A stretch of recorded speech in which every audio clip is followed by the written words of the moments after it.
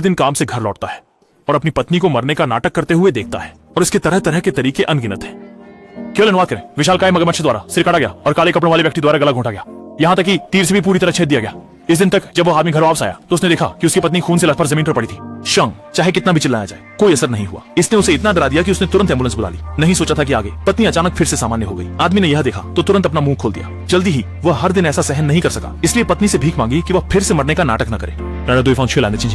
आदमी इस तरह के व्यवहार को समझ नहीं पा रहा है, लेकिन उसे खुश करने के लिए फिर भी वह हर दिन अपनी पत्नी के साथ नाटक करने पर जोर देता है। अच्छा है कि जिस व्यक्ति की सुरक्षा हो रही है वह इस घटना का सामना नहीं करेगा। चिता कुछ समय बाद ससुर अचानक बीमार हो गए। जागे हुए पिता को देखकर लड़की अपनी आंखों से आंसू नहीं रोक पाई, इसलिए रिकॉर्ड ससुर के मुंह में से प्राप्त किया।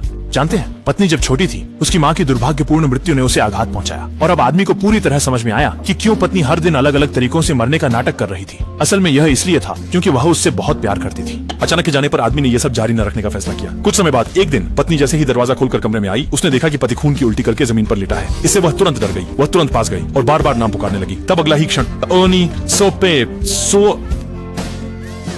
असल में आदमी वही तरीका अपनाना चाहता था ताकि पत्नी समझ सके कि यह सिर्फ एक छोटी समस्या है।